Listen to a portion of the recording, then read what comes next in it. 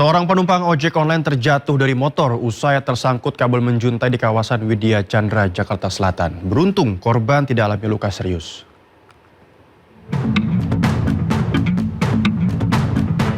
Rekaman kamera dashboard mobil merekam detik-detik seorang wanita penumpang ojek online terjatuh gara-gara terjerat kabel menjuntai di Taman Widya Chandra, Kebayoran Baru, Jakarta Selatan. Korban tidak alami luka serius karena langsung bangun mengetahui banyaknya kendaraan yang melintas di belakangnya. Menurut salah seorang pedagang yang berjualan di kawasan ini, bahwa kabel-kabel di sekitar lokasi ini memang sering menyuntai ke jalanan karena tersangkut mobil besar yang sering melintas. Sih pengennya lebih diperhatiin lagi lah, kabel-kabel udah banyak yang berantakan begini nih. Mohon diperhatiin aja, kata takutnya ada korban lagi gitu. Oh, di sini tuh semraut mulu kabel. Ya kadang-kadang kalau lagi ada mobil coran atau bis-bis yang tinggi-tinggi tuh kadang suka kena kabel, langsung ke bawah kabelnya. Tahu ada mobil gede, pas itu nggak punya connect apa-apa, ditinggal. Terus ada mobil box ini ngalangin kena motor kayaknya mah kalau nggak. Setelah viralnya kejadian ini, petugas terkait langsung merapihkan sejumlah kabel yang menjuntai agar tidak ada lagi korban selanjutnya. Dari Jakarta, Rizky Falupi, iNews melaporkan. Ya, Direktorat PPO dan PPA Polda Jawa Barat telah menggelar rekonstruksi dan gelar perkara dalam kasus penganiayaan dan penyekapan yang dilakukan Taufik Hidayat terhadap kekasihnya YTR. Sebanyak 31 saksi telah diperiksa dan Polda Jabar saat ini masih melengkapi berkas perkara untuk dilimpahkan ke Kejaksaan.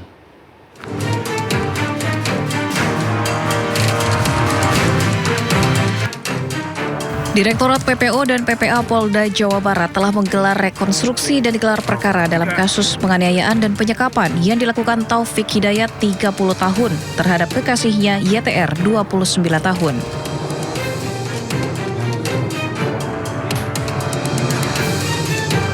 Polisi menjerat Taufik Hidayat dengan 3 pasal berlapis yang total ancaman hukumannya mencapai 36 tahun penjara. Dalam kejadian ini, YTR terbukti menjadi korban kekerasan seksual. Kabid Humas Polda Jabar mengatakan dalam penerapan pasal pihaknya telah mengkonstruksi 3 pasal. Yang pertama pasal 451 tentang penyanderaan, pasal 469 ayat 1 tentang penganiayaan berat yang direncanakan, dan pasal tentang TPKS atau tindak pidana kekerasan seksual.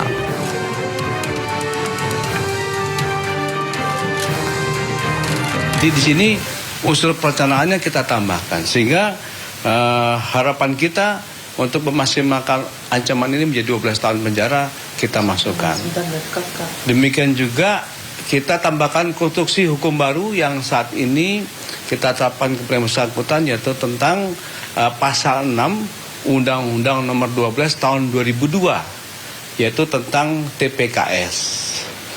Ini sudah kita masukkan. Ini berdasarkan pertama adalah keterangan saksi ahli, yang kedua korban, dan yang terlebih dahulu yaitu presum yang sudah kita lakukan. Jadi rekan-rekan sekalian, ini kabar yang bagus untuk kita sampaikan bahwa TH saat ini telah kita jerat dengan 3 pasal berlapis. Dan sebelumnya sudah kita sampaikan bahwa yang bersangkutan telah melakukan suatu tindak pidana yang telah menjalankan hukuman 1 tahun 8 bulan yang terdahulu, sehingga tindak pidana berulang ini atau residivis ini akan menambah pemberatan daripada hukuman nanti. Sebelumnya, Polda Jawa Barat mengungkap kekejaman Taufik Hidayat, tersangka penyekapan dan penyiksaan terhadap YTR, dilakukan secara berulang lebih dari 2 tahun, yakni sejak Mei 2024 hingga Juni 2026. 31 saksi telah diperiksa dan Polda Jabar saat ini masih melengkapi berkas perkara untuk dilimpahkan ke Kejaksaan dan membuka kemungkinan penambahan pasal lain jika ditemukan bukti baru. Tim Liputan iNews melaporkan. Kita beralih ke informasi lain, pemirsa. Pimpinan Badan Gizi Nasional sambangi Gedung Merah Putih KPK. Audiensi tersebut diinformasikan berkaitan dengan pencegahan korupsi. Ya, dalam audiensi tersebut pimpinan BGN yang hadir diantaranya adalah Kepala BGN Nanik S. Deyang serta 2 wakilnya yakni Agustina Arumsari dan Trenggono. Setibanya di Gedung Merah Putih KPK, ketiganya tidak banyak berbicara kepada awak media dan langsung masuk.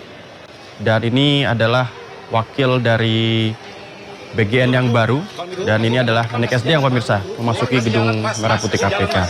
Dan usai audiensi, Wakil Badan Gizi Nasional Agustin Arumsari sampaikan audiensi berkaitan dengan pencegahan korupsi. Salah satunya pembahasan kajian KPK soal 8 temuan yang berpotensi membuka ruang korupsi dalam program MBG. KPK sudah memberikan hasil kajian. Waktu itu masih masa pemerintahan pimpinan yang lalu, karena 17 Maret 2026.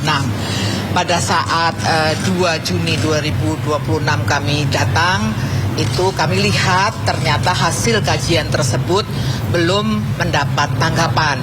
Kami pelajari semua, ada 10 temuan, kami pelajari satu persatu, lalu sebagaimana yang seharusnya ada temuan dari BPK, dari BPKP, seharusnya setiap instansi pemerintah yang mendapat rekomendasi harus melakukan rencana tindaknya untuk menindaklanjuti rekomendasi tersebut. Oleh karena itu kami bentuk tim, lalu kami mendiskusikan 10 temuan tersebut dan kami menyusun. Dan sementara itu Presiden ke-7 Republik Indonesia Joko Widodo merespon putusan pra-peradilan yang dimenangkan oleh Roy Suryo.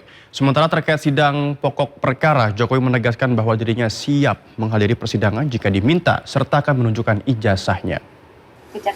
Kita harus menghormati proses hukum yang ada dan mekanisme hukum yang ada. Kalau saya diundang oleh Yang Mulia Majelis Hakim untuk hadir di forum persidangan, ya saya akan hadir. Dan sesuai yang saya sampaikan yang lalu, saya akan membawa dan menunjukkan ijazah dari SD, SMP, SMA, dan S1 yang saya miliki. Roy Suryo menang sebagian dari gugatan sidang pra-peradilan pertamanya dan kini tengah menanti sidang pra-peradilan kedua. Adanya gugatan sidang pra-peradilan kedua, Roy Suryo membuat pertanyaan bahwa ini merupakan langkah menunda hukuman.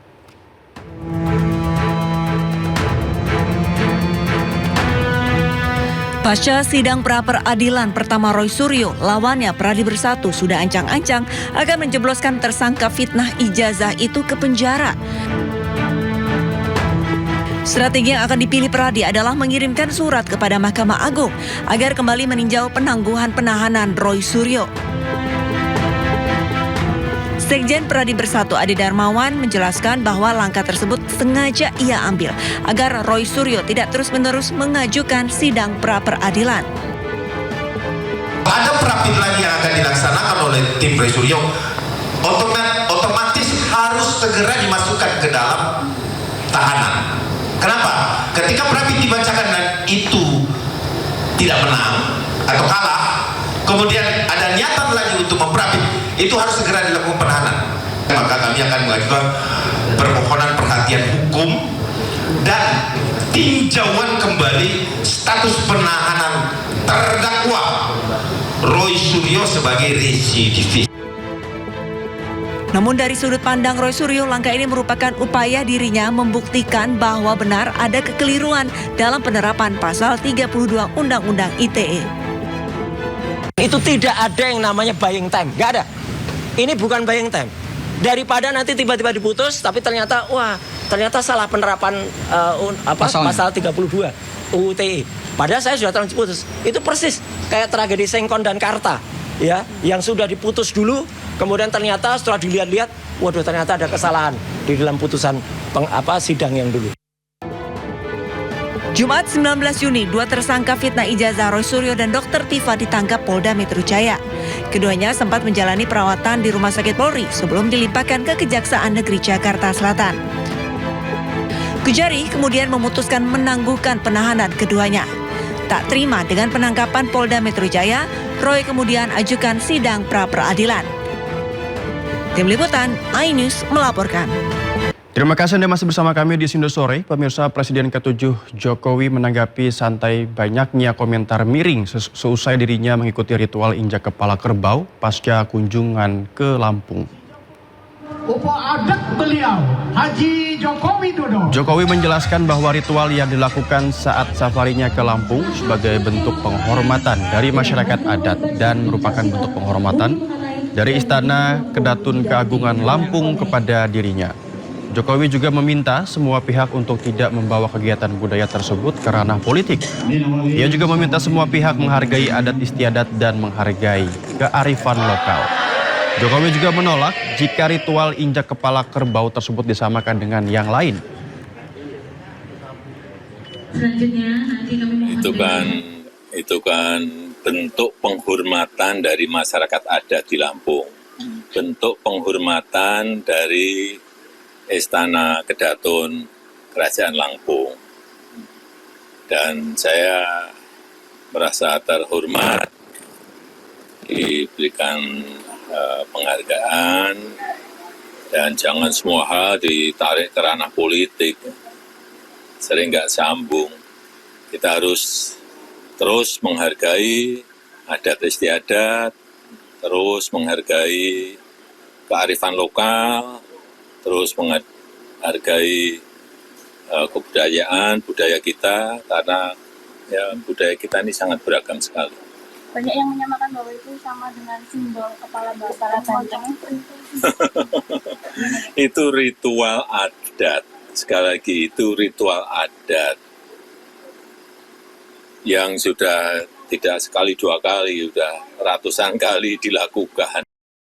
Pemerintah mengusulkan kenaikan biaya penyelenggaraan ibadah haji tahun 2027 menjadi 107 juta rupiah, dan hal itu disampaikan Kementerian Haji dan Umroh dalam rapat kerja bersama Komisi 8 DPR RI.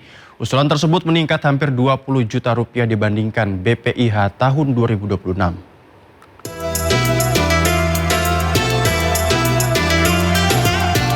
Pemerintah melalui Kementerian Haji dan Umroh mengusulkan biaya penyelenggaraan ibadah haji tahun 2027 naik sekitar 20 juta rupiah menjadi 107 juta 300 ribu rupiah per jemaah. Kementerian Haji dan Umroh menyebut kenaikan biaya penyelenggaraan haji tahun 2027 dipicu sejumlah faktor seperti turunnya nilai tukar rupiah terhadap dolar, kenaikan biaya penerbangan, hingga layanan pengurusan visa. Namun biaya perjalanan ibadah haji yang dibayar langsung oleh jemaah tetap sekitar 40% dari total BPIH. Sedangkan 60% sisanya akan ditutup dari nilai manfaat yang dikelola Badan Pengelola Keuangan Haji. Hal ini disampaikan Menteri Haji dan Umroh Muhammad Irfan Yusuf saat rapat kerja dengan Komisi 8 di Gedung DPR RI, Senayan, Jakarta. Kita sudah mengajukan BPIH yang dengan berat memang terpaksa harus naik karena faktor dolar, faktor aftur, dan pemerintah Saudi sudah meningkatkan layanannya. Artinya apa? Otomatis akan menambah harganya juga. Penetapan angka ini berdasarkan item-item itu rasional sekali. Maka Komisi 8 akan mencoba nanti merubah dasar penghitungan, tetapi tetap pelayanannya bisa ditingkatkan. Dari Jakarta, Bagus Prasetyadi Laksana, Anyus melaporkan. Pemirsa, sidang terkait ijazah Jokowi dengan penggugat Bonatua Silalahi kembali digelar di Pengadilan Negeri Jakarta Pusat. Untuk mengetahui informasi terkini sudah terhubung dengan rekan kami, Anissa Rizkia di sana. Anissa, apa saja agenda sidang hari ini di sana? Ya, Novel dan juga pemirsa, jika ditanya mengenai agenda sidang yang digelar hari ini di Pengadilan Negeri Jakarta Pusat, yang mana sidang mediasi gugatan perbuatan melawan hukum terkait dokumen ijazah Presiden Republik Indonesia ke-7, yakni Joko Widodo, yang mana penggugatnya ialah yakni Bonatua Silalahi, tengah memasuki ruangan mediasi, yakni nantinya sidang mediasi ini memang akan dimulai rencananya pada pukul 10 waktu Indonesia Barat di ruang mediasi lantai 2 Pengadilan Negeri Jakarta Pusat secara tertutup. Namun dilihat di layar televisi Anda, ini sejumlah nama yang tadi sudah disebutkan oleh pihak pihak dari Pengadilan Negeri Jakarta Pusat ini diperkenankan untuk masuk ke dalam ruangan, namun kami awak media hanya bisa berada di area depan ruangan saja. Selain ada penggugat Bonatuasi Lalahi, tadi juga penggugat keduanya yakni Laksma TNI Purnawirawan Muryono Aladin juga tengah tiba bersama dengan Bonatuasi Lalahi memasuki ruangan mediasi dan akan menjalani sidang pada hari ini, kemudian didampingi oleh kedua kuasa hukum mereka yakni Komardin dan juga Hanskar Yosi, di mana nantinya rencananya yakni sidang mediasi gugatan perbuatan melawan hukum terkait dokumen ijazah Presiden Republik Indonesia ke-7 yakni Joko Widodo ini merupakan tahapan wajib dalam perkara perdata sebelum nantinya pemeriksaan pokok perkara ini akan dilanjutkan oleh Majelis Hukum. Noval dan juga pemirsa, tadi kami sempat mengambil gambar dan para kuasa hukum ini mengeluarkan sejumlah dokumen yang diminta oleh pihak Pengadilan Negeri yang nantinya akan adanya proses mediasi, apakah nantinya akan dilanjutkan ke sidang pengadilan ataupun nantinya akan berhenti di proses sidang mediasi ini. Kita nantikan bersama karena baru saja para penggugat dan tergugat yakni ada dari pihak KPU DKI Jakarta, kemudian dari Bawaslu dan juga dari KPU Pusat yang tiba di gedung Pengadilan Negeri Jakarta Pusat ini baru saja juga memasuki ruangan. Itu artinya proses dari sidang mediasi baru saja dimulai. Kita nantikan bersama apakah hasilnya nanti dan kami akan mengabarkannya kepada Anda dan juga Noval yang ada di studio. Saya kembalikan kepada Anda yang ada di studio, Noval. Ya, baik. Terima kasih Adisa Rizkia laporannya dari Pengadilan Negeri Jakarta Pusat. Selamat bertugas kembali. Pemirsa, pemerintah menyempurnakan program pelatihan bagi calon manajer Koperasi Desa Merah Putih. Dari yang semula berbasis latihan dasar kemiliteran, kini diubah menjadi pelatihan bela negara dan manajerial.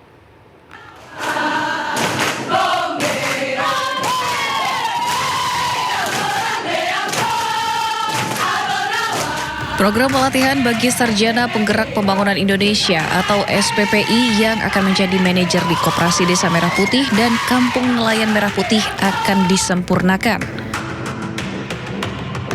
Pemerintah telah mengevaluasi secara menyeluruh dan memutuskan untuk mengubah konsep pelatihan dari yang sebelumnya berbasis latihan dasar kemiliteran menjadi pelatihan bela negara dan manajerial. Kami ingin menegaskan bahwa pemerintah menempatkan keselamatan, kesehatan, dan kesejahteraan para peserta sebagai prioritas utama. Kami mendengar, melihat, dan merasakan betul apa yang menjadi kekhawatiran masyarakat serta keluarga peserta. Tidak ada satupun tujuan program pemerintah yang lebih penting daripada memastikan anak-anak kita, para kader bangsa ini, dapat belajar dan berlatih dengan aman dan nyaman, serta optimal. Pemerintah juga menyebut langkah penyempurnaan ini diambil untuk memastikan program semakin tepat sasaran. Pemerintah juga optimis bahwa perubahan akan membawa angin segar. Tim Liputan iNews melaporkan. Polri ungkap sejumlah wilayah blackout akibat korupsi pengadaan batu bara. Modus dari praktik korupsi tersebut diduga terjadi akibat manipulasi dokumen kualitas batu bara yang dikirimkan atau dipasok.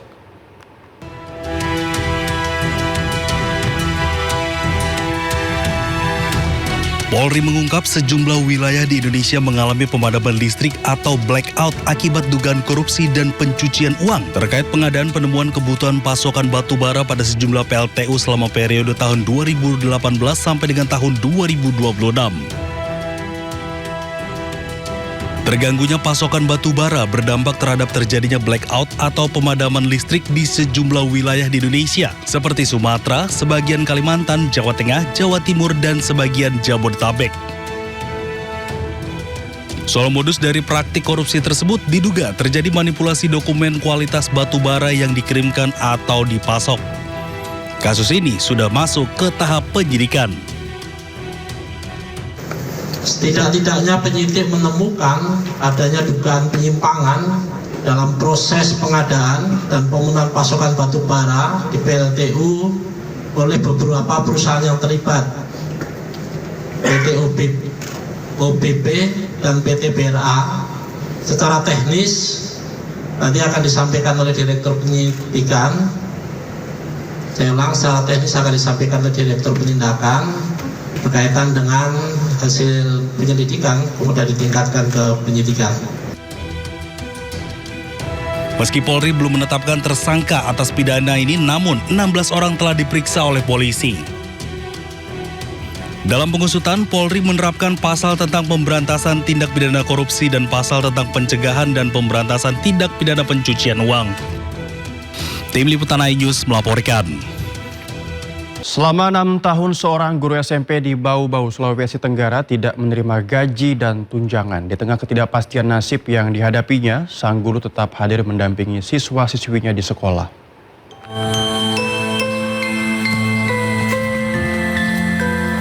Hasrianti, seorang guru ASN yang mengajar di SMP Negeri 2 Bau-Bau, Sulawesi Tenggara, mengaku sudah 6 tahun atau sekitar 73 bulan tidak menerima gaji maupun tunjangan profesi.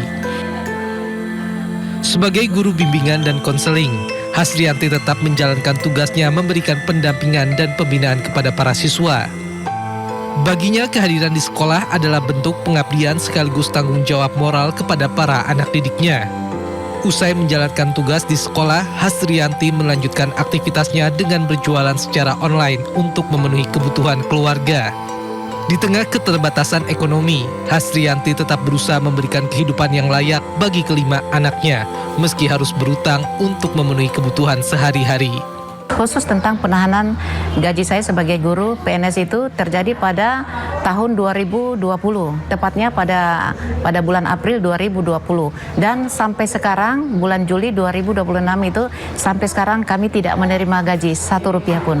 Guru adalah pilihan hati nurani saya sejak saya masih kecil, dan itu saya laksanakan dengan sungguh-sungguh profesional, dan saya tidak punya niat sedikit pun untuk berhenti jadi guru. Malah ini memacu saya untuk semakin memperbaiki diri, semakin semakin saya menata diri saya untuk lebih profesional lagi untuk melayani anak-anak harapan bangsa tanpa digaji. Hasrianti mengaku telah menempuh berbagai upaya untuk memperjuangkan hak-haknya. Selain menyampaikan pengaduan ke Ombudsman, dirinya juga mengaku berkali-kali mengirim surat kepada Presiden Republik Indonesia dengan harapan memperoleh perhatian dan keadilan atas permasalahan yang dihadapi. Dari Bau-Bau, Sulawesi Tenggara, Andi Eba, iNews melaporkan.